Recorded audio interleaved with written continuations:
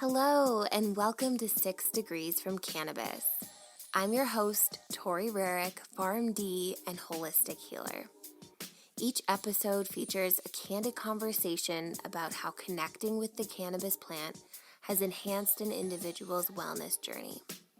Here to honor the plant, talk about healing, and have fun.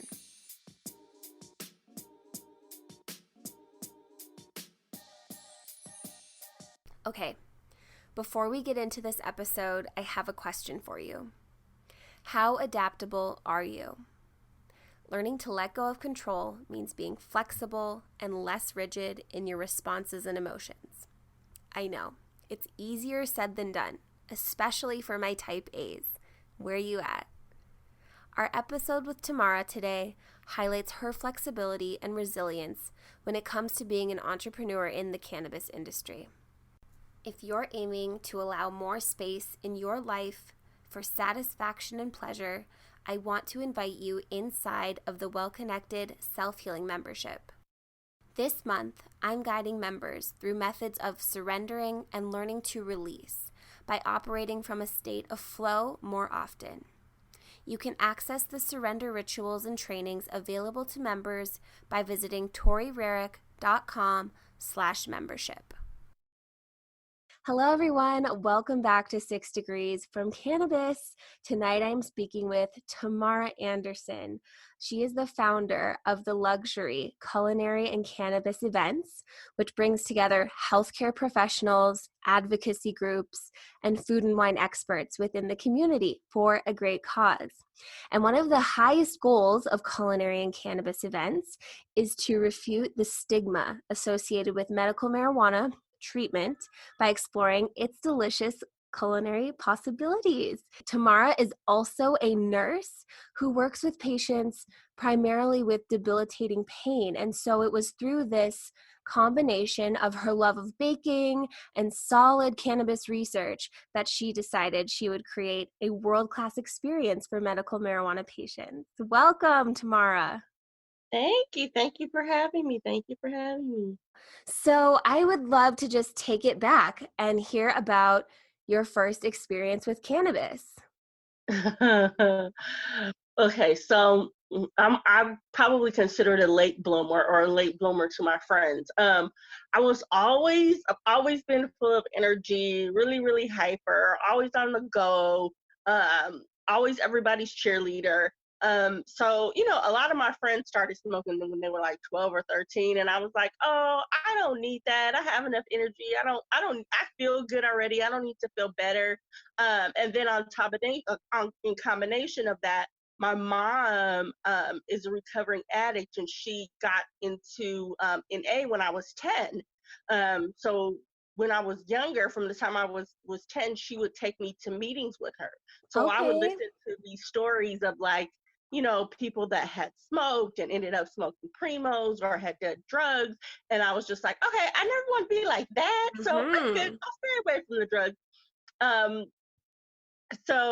But my first experience, I remember when it was. I will never forget it. It was the night of my high school graduation. Okay. It was probably me and 5 or 6 of my closest friends. At the time, I lived in Compton. We went to a McDonald's. No, it was Taco Bell. It wasn't even McDonald's. It's not even there anymore. It was a Taco Bell. We were in my mom's minivan, and we smoked in my mom's minivan. And after 10 or 15 minutes, I was like, this is what you guys are talking about? I was like, oh, this is whack. Like, I don't need this. This does nothing for me. Like, I'm like, this is not for me. If this is what you guys want to do, this is fine, but this is not for me. Totally. So that was the first time that I actually smoked, and I probably didn't have an effect because I wasn't smoking it right. But that was the first time, and I tried it again after that. But that was the first time. So what was that perception for you? You just didn't think that you I guess got enough to have the full experience, or you felt it and you were like, this is not it? Well, I don't, the feeling wasn't something that was like, extraordinary.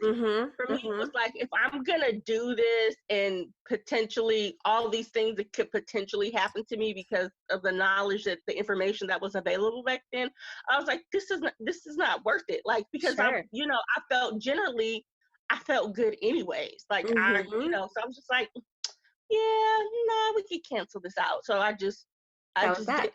didn't. Yeah, that was that. Okay, so then when did cannabis come back into your life? Oh, let me see. So my best friend, one of my best friends, her name was Tonisha, and she is an advocate smoker. She is one of these girls that can like drive and roll up at the same time, like Mm-hmm.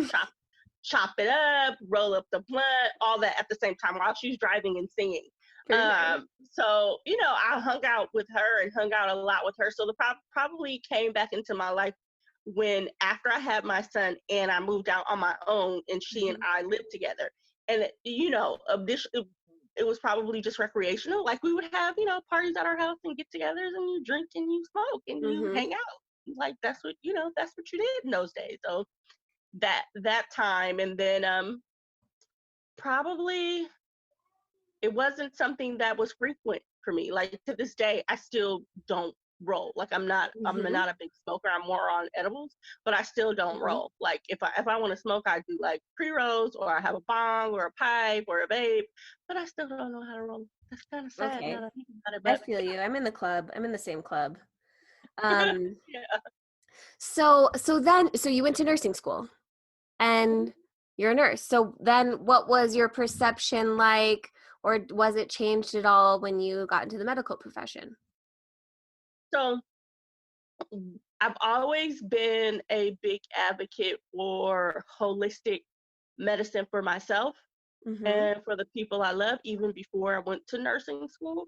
So it was always like, what can we do for a sore throat versus like over the counter?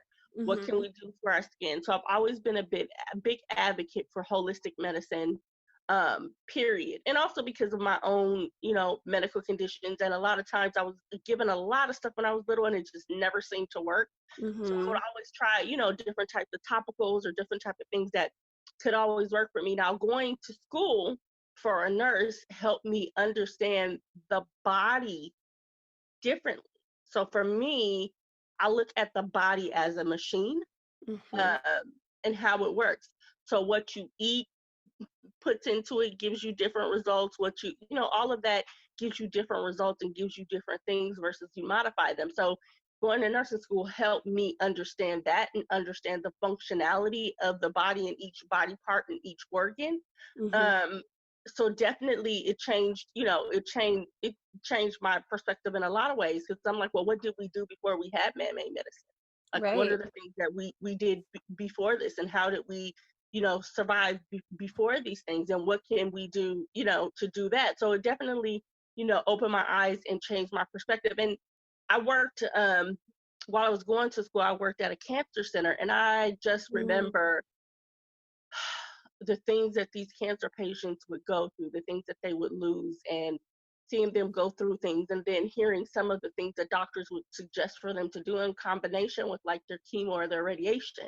Like Mm-hmm. taking ginger and eating ginger candy, and different holistic things and meditation and yoga. And that was the first time in the medical field that I heard something holistic going in combination with man-made medicine. So my experience is probably a little bit different than some other people, but yeah, Yeah. it helped me understand some things. That's awesome though. So was it at the cancer center that you started to consider, cannabis as medicine, or were you already doing your own research prior to that? No, it still wasn't there. So my first experience with a patient receiving cannabis while under the care of a physician was actually at a nursing home when I was in nursing school. They Okay. would give it to the patients on the Alzheimer's and dementia unit, but they were Wow. giving it to them to increase their appetite, because they wouldn't eat. They would Mm. either forget that they ate or don't have an appetite. So that was my first experience. And I was like, they giving them weed to eat? And he's like, yeah, what's it called? Marinol. And I was like, what? But Oh, sure. for me, mhm, me paying attention to the patient, I could physically see a difference in their attitude Mm-hmm. after they took it. Like they would remember who they were. They could Wow. hold a conversation with you. They were more calmer. They were more cooperative. And at this point, I still didn't think of like, going into cannabis and researching cannabis, because my original reason for going to school for nursing Mm-hmm. was I was going to go to school for nursing, and then I was going to get my JD, and then I was going to go into law, and I was going to work on healthcare reform, which that wasn't the name of it then, but I was going to Sure. work on resolving issues for healthcare, because I had worked in the emergency room before I went to nursing for like 10 to 11 years, and I would see patients come in there with like pneumonia because they had a cold for 2 or 3 weeks and didn't have Mm-hmm. insurance, or didn't go to their doctor's office because they didn't have the copay. And I was like, this is ridiculous. Like, we Mm-hmm. can be saving people's lives if we give them proper health care. So my original reason was totally different than where, I ended up Yeah. being. So I still wasn't on the path of like cannabis. This was in 2008. So Okay. still not thinking about it. So then, where does the cannabis come in? When were you like, okay, I'm fusing this together. This makes sense to me. Okay, so my journey to education on cannabis. So my son, God rest his soul, I went to school in Denver. Oh, We moved back, love Denver, moved back to California as soon as I got done with nursing school, even before I took my exam. We moved back here. We moved to Orange County. My son was in the 7th grade. By the end of 7th grade, he was smoking cannabis. And I mhm. grew up in the dare generation, so it was like, you can't do this. You're going to fry your brain. You're going to be lazy in school. You can't concentrate. So we argued about this for like 2 years, right? Mhm. Uh, One day I came home and he was acting different. So I asked him, well, did you smoke today? And he's like, yes. Who did you smoke with? I smoked with a friend in the park. And I'm like, what? And I was like, did it smell funny? And he was like, yeah, it smelled funny. And I was like, bruh. Hmm. So I took him Right. to the emergency room because I didn't know how to bring him down for that. And I needed them Yeah. to try to find out what he took because he had no idea. Uh, At this age, he was 14. So he didn't have to tell me, or once the results came in, they didn't have to tell me what it was. They didn't make him tell me what it was. And I never found out what it was. But when he got home, I was like, okay, well, you're obviously not gonna stop doing this. mm, So I need you to go get educated because we yeah. can't do this anymore. Like I can't.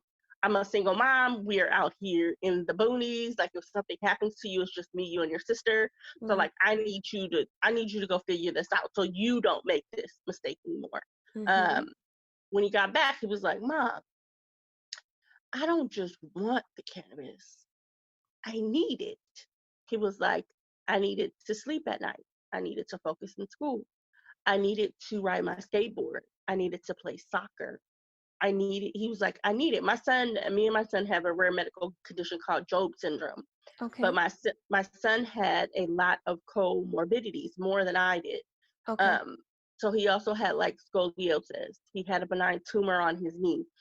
He Mm. had a condition called, I can't even think of the name of it right now, but one side of his body was a little bit bigger than the other, and it also was less sensitive to pain. So like when he would skateboard and stuff, he would always fall on that side because he wouldn't You feel it didn't. as much as if Oh, he fell wow. on the other side.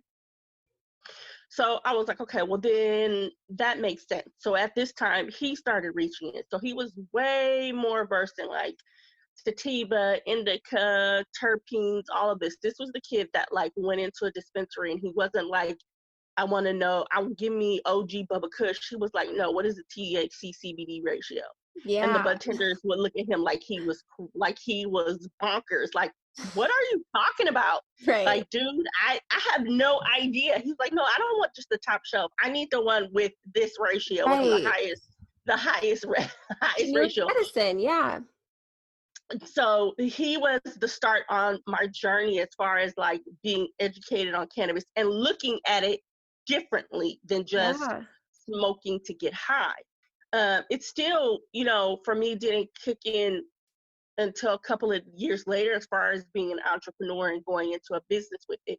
At the time, we just got education on flour. I didn't even touch like the Mm-hmm. topicals, the tinctures, infusing it in food.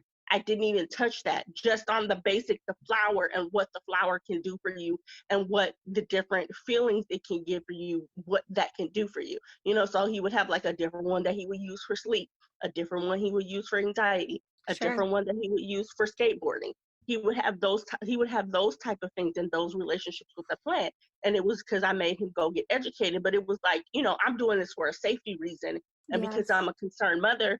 And I grew up with smokers. I have friends that started smoking at the age of 12 and they still smoke. And if Mm-hmm. they're somebody that's usually a smoker, if you start, that's what you're gonna do.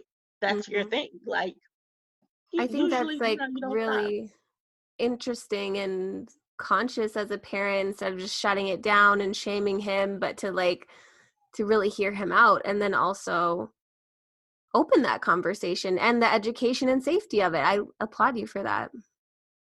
Thank you. Well, my son was kind of how do I say, he was a young man in an old body. So when Yes, old soul.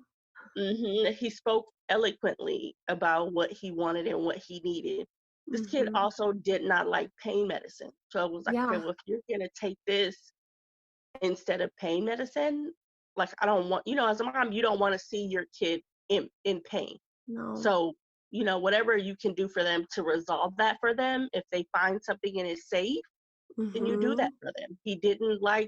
He had frequent surgeries. He didn't like the way that it made him feel. Of He would course. refuse it. So if he asked for it, it was because he was in a lot of pain. Hmm. Yeah, love that kid. Wow. Okay, our kids always leading the way and teaching us. Interesting. Uh-huh. So, so yeah, then what was the jump to the fusion with cooking?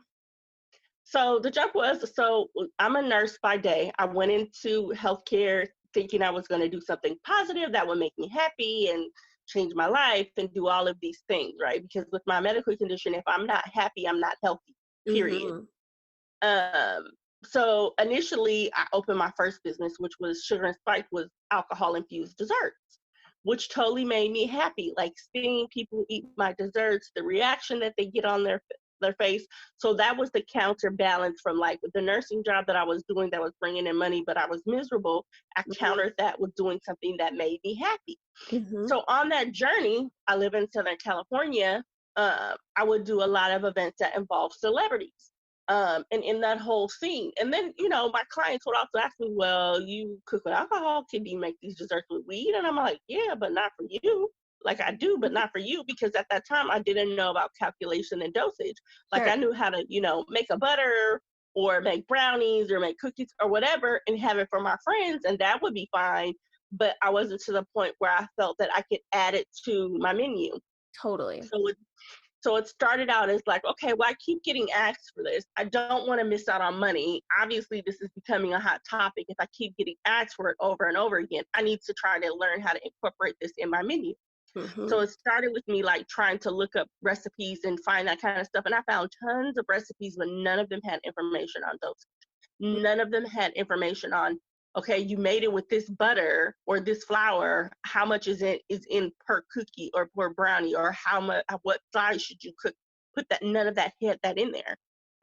So my original goal was like, okay, well, let me find some chefs that cook with cannabis, get a couple of my other peers in the culinary industry, let's get together, let's hire these chefs, let's take some classes, and then we can add it to our menu. Hmm. On that journey, in the winter of 2015, the John Beard Award went to a chef that cooked with cannabis. And I was like, oh, snap, maybe this is a bigger deal than what I thought it Yes. was. So we started our journey to creating our first event, which was originally, we were all about chefs, wanting to highlight chefs, wanting to bring them from the underground, wanted people to know who they were, knew that they could cook food that were just as good as any other chef, and they taste good and they were beautiful. They didn't have to taste like cannabis, they didn't have to smell like cannabis, but they could give you this wonderful euphoric feeling. Researching about it, then finding out how it can help with Alzheimer's and dementia and chronic pain and cancer. And, then my nursing started kicking in, and I'm like, Yes. well, these chefs are not only feeding you, they're medicinally feeding you at the same time. And, on that journey, and then immersing myself into the cannabis community, I saw a need for something. I saw a need to create an environment, events in which I would want to attend. I'm not a sesh person. I'm not a person that wants to go to an event and I go in and I smell like roses and I come out and I smell like flower. Yes. I don't want to do that. And if I'm trying to get educated, how am I going to get educated if you're giving me free joints the whole time? I'm not going to remember shit you told me. I'm going to forget all of it. So I saw a need to create something that was missing, a need to highlight these chefs, and a need to create beautiful, high-end, authentic, classy events for those who may have been like myself and not educated, and those who are kind of curious. So that's where we started. It started with just something for myself to want to get educated, and it turned out, there's a lot of people like me. There were a lot of people like me, a lot of doctors, a lot of nurses, a lot of lawyers, a lot of moms, a lot of dads, just a lot of people that, don't have a place that they would regularly go to learn about this, because it, is like any other cannabis event. It can be really intimidating. So for you to sort of like remove the distractions, exactly like you were saying, and just really make it a luxury experience that feels comfortable and clean and professional, of course it works out, of course. And I'm looking at some of the sites that you utilize, and they're gorgeous.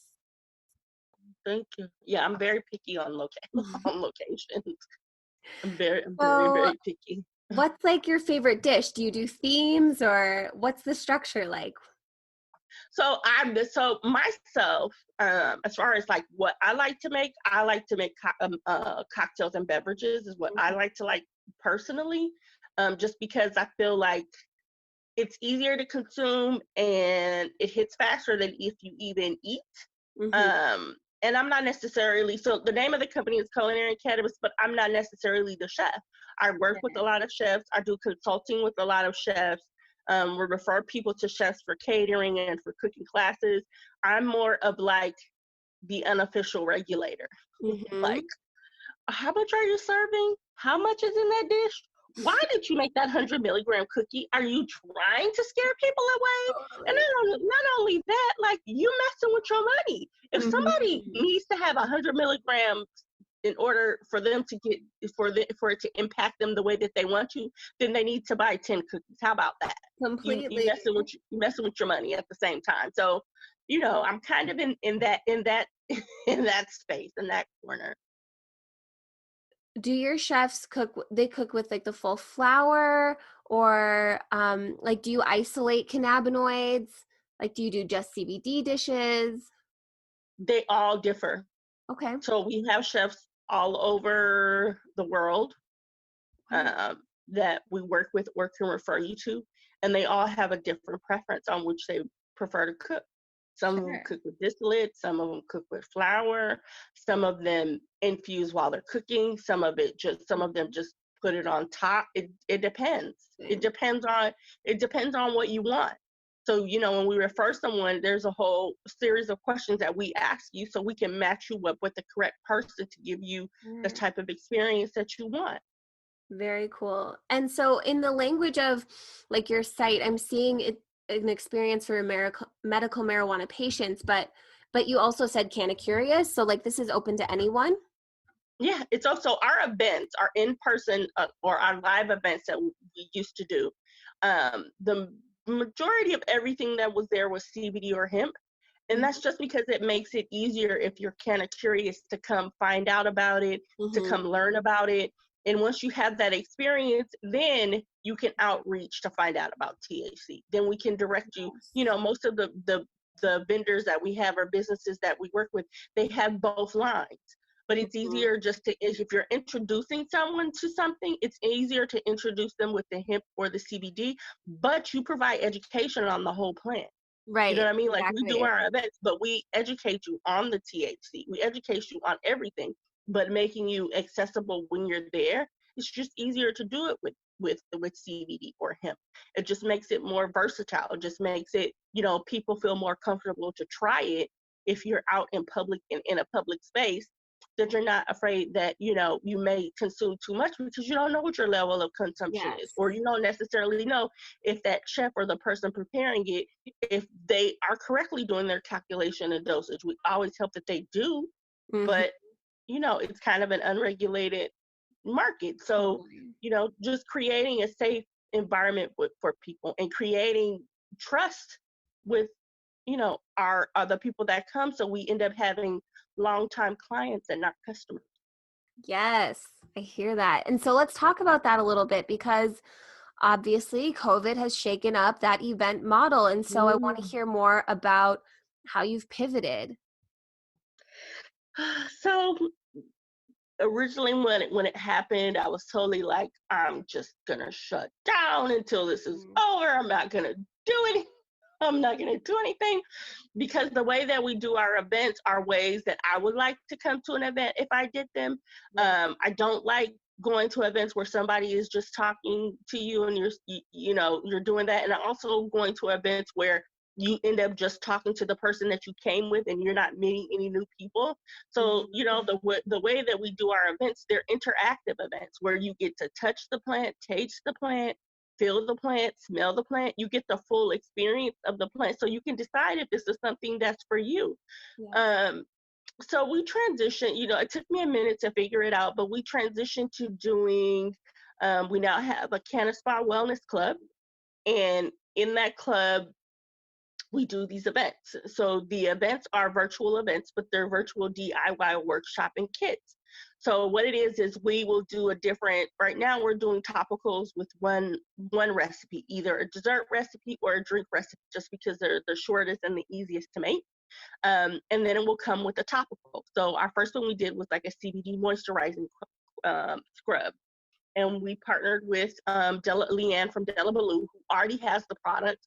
So she just broke down the product individually for the individual ingredients, and then we mailed them to those who, you know, purchase tickets to the event. You get a box in the mail that includes all the ingredients, so you can participate in the class in real time. So you can watch the event live with the instructor. She teaches you how to make whatever product comes in the box. And then she teaches you on the who, what, and why you're making this product, how it benefits you, how it works. And then you walk away with your own full-blown product and your knowledge on how to make it in the future, if that's what you so choose to do. So we've kind of transitioned to that, because with me, I feel like in one, you're getting the experience of the product, but now you're getting to see how the product is made and learn all the benefits of it. And if, you know, if this is something that you should be using, like, why would you use bath salt? Why would you use a paint tab? Like, what does that do for you? Why do you need, you know, a CBD massage oil? What's the difference between that and a regular massage oil? So that's what we've kind of transitioned to. And I'm really excited for a couple of upcoming classes and boxes that, you know, that we have coming. I think they're very interesting and some pretty fun classes. That's so genius. And I mean, I know it's part of what you do, but bringing the education into every aspect is so important because we've been cut off from access to this plant for too long. And so um, the education piece is really empowering. Yeah, education is key, man. Like, if you're not educated, how are you gonna make an informed decision? You Mm-hmm. can't know what you don't know. Yeah. So how long will the CBD Scrub Kit be available until you roll out the next? So then when you roll out another one, the CBD Scrub Kit will go away. That's limited.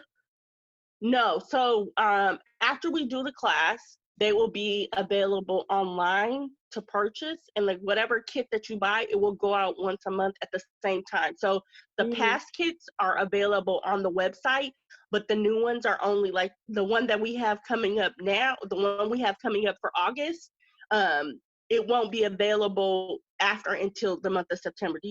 Does that Yes. make sense? So you'll get the pre-recorded class, and of course it's a price difference because you're not actually participating in the live class, so you can't ask questions, you can't Right. interact, but the classes will be available online after. So we just Cool. enrolled them. So the one we're doing Saturday, I think, is actually on there for you to purchase, but the video's not available yet, and the first one is already on there. Fantastic. That's so awesome. When do you see your events opening back up? Are you still like in limbo with everything? It's not up to me. So Really? we have to be safe. I have a compromised immune system, so I have to be Yes. safe. But literally had a conversation with two of my event partners today. We were supposed to do a big spa event in August. Mhm. Um, so it just depends on when it's safe. Like, I want to do events the way that I want to do them, or what's the kind of the point. And the way that I do events, it's probably going to be a while because I'm all about experiencing everything. So I can't necessarily do an event where Yes. you're social distancing. Like, how are you going to do a social distancing event when food is involved? How are you going to do a social distancing event when facials and massages are involved? Like, Mhm. the therapist providing the service is not going to be comfortable with a mask on top of their face. You're not going to be comfortable with a mask on top of your face and then turned upside down to get a massage. Like, Yeah, it's just not so very relaxing. yeah, it's just not very relaxing. So we're going to evolve to where we can create things where people can learn how to take care of themselves at home and give themselves similar experiences at home, in their own home, with their partner or with their significant other, or Mhm. so that's some things we're coming up. Our September box is our cannabis love box, and it's going to be about couples, um, couples, significant others. If you're okay with your sister giving you a massage, your sister giving you a massage or a facial, so it's going to be all about Yeah. self-care at home, and how to, the services we can't go out and get. We can't go out and get manicures and pedicures. We can't Mhm. go out and get facials.